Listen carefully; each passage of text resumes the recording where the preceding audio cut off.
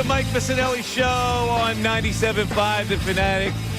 This will be a day of joy. I proclaim this to be a day of joy.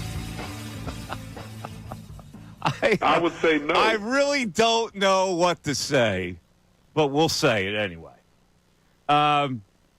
This situation has gotten bleaker and bleaker. And if you watched the game last night, first of all, I had faith in them. I had faith that they were actually going to go down there in a revenge situation, playing a mediocre team, missing some players in a back-to-back, and they couldn't pull it off last night. But the bigger story is the big center and what is going on with him, because he actually talked to the press. Now, nobody has any recording of what he said, but let me see if I can get the quotes out here. Hold on one second. Hold on. Let me get the quotes here. I got them right here, and I wanted to read them for everybody. Did I take the quotes? Did I not take the quotes? You got it, Bill. You got it? You got the quotes? I have them, unfortunately. All right. Now, Bill, I want you to read the quotes here with what Joel Embiid said. Just read the quote, because it's the ultimate woe is me. So this is after they fall to 2-12 to the JV team for the Memphis Grizzlies. Joel Embiid, quote, "Whoever leaked that is a real piece of bleep." All right, let's take that right there. He's right. He's right about that. Whoever leaked that is a piece of bleep. But it doesn't mean it's not the truth. All right, carry on. Quote, "We talked about a lot of things. I don't want to get into detail, but that whole thing, that part of it, took probably 40 seconds. But it's Joel Embiid, so things will always get blown out of proportion. It's whatever, though. I'll take it. I'm the reason for everything, so I guess I'll take the blame for everything." Yeah, but the point is, he doesn't take it. And so we get to the next quote, which is this. "It's kind of annoying having to deal with the same things over and over and over. All I'm trying to do is focus on basketball and be the best I can be for my family on and off the court. But for some reason, it just feels like negativity keeps following me, which I don't understand why." Well, the fact that he doesn't understand why speaks so many volumes that I can't even start. Like you don't understand why? You came into a season telling the world that it wasn't important for you to ply your trade, even though you just signed a $1 zillion extension, and hence the Sixers are off to a 2-12 start where they look like crap and are now in danger of not making the playoffs, and you don't understand why. Forget about you pushing the reporter, or you doing this and doing that, and you getting called out by your own teammates. You don't understand why, which makes you oblivious to this whole situation. I have had it with him trying to blame others. "Oh, yeah, it's always me. It's always this. It always gets blown out of proportion. I'm the reason for everything, so I guess I'll take the blame for everything." It is so ridiculously passive-aggressive that it makes me nauseous. A true superstar does not act like, Ray, hit it.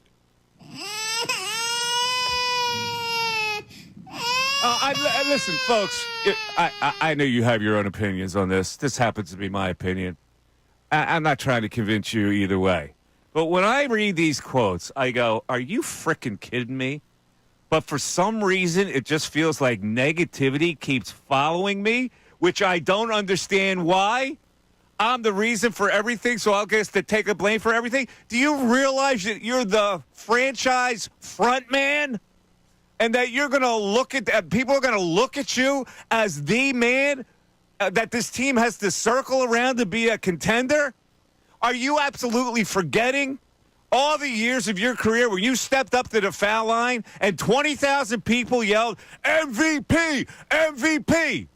Yeah, you have been treated terribly in this city. Terribly. It is amazing how you've been picked on in this city. Now, don't get me wrong. You are a tremendous player. You have had golden moments in this league. But now this team is reeling, and you came into this season not giving a crap about the shape of this team or the direction that you were supposed to go in.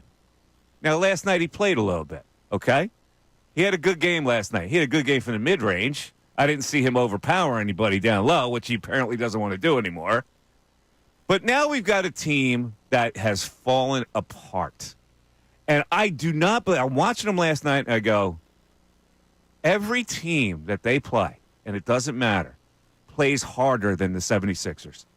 Every team plays harder than them on a night-to-night basis. And I've got to watch the dreck of these old players coming off the bench, guys that you don't even know from one day to the next whether the coach is going to play them. Last night, Kelly Oubre didn't get into later. The night before, your Busele was benched. I don't know what the hell Nick Nurse is doing or what he's trying to find with this team. And on top of that, this general manager thought it would be a good idea to sign a 34-year-old player who was going to do what? Get hurt every 4 weeks? Every 3 weeks? Daryl Morey apparently does not know that when you're 34, you don't get healthier. They are a flat mess. Now, maybe you don't see that. I don't know. Maybe fans go, they're going to be okay. That you're still conned into thinking that magically this team is going to come together and be a viable playoff team. I read some social media last night where they're getting hammered by 20 to the Memphis Grizzlies on a back-to-back, and I'm reading they're going to be fine in the playoffs. Oh, my God. Well, all right. Bill Colarulo's here. Ray Dunn's here. I exhausted myself in the first 8 minutes of this show. Bill? Yeah, how you feeling, Mike? You upset today? Just a little bit? Just a little bit? Look, Joel actually played well last night. He did show up on the court. 35 points in 35 minutes. He went to the free throw line 14 times. He has 11 rebounds. I was feeling okay about Joel individually. The team as a whole other story. But then post-game, and I'm frustrated that there's not audio of these quotes, that all we have is the reporting of it, because I do think you need to read into the tone sometimes of what's being said. Because he does say, that part about the tardiness probably only happened once or twice when I wasn't playing. So I need to be better. I need to be perfect. I need to be on point, which I'm going to do. Now, I don't understand if he's trying to be sarcastic there, that I need to be perfect. But either way, the city of Philadelphia sometimes gets a bad rap for being a tough place to play. As a professional athlete, we've heard that over and over again, that Philadelphia is a tough place to play. And it's not a tough place to play. It's a tough place to play when you do things like this, Joel. It's a tough place to play when you try to deflect, when you try to take the woe is me attitude, when you fail to accept responsibility for your actions and you try to limit what your responsibility has been. Oh, I was only late once or twice. Oh, negativity just seems to follow me around. I don't understand.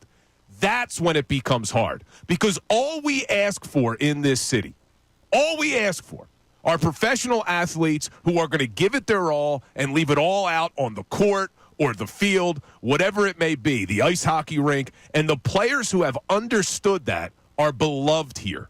But when you do stuff like this, Joel, yes, negativity is going to follow you around because you are creating that negativity. You're the one that chose to play in the Olympics, which a lot of us supported, me included.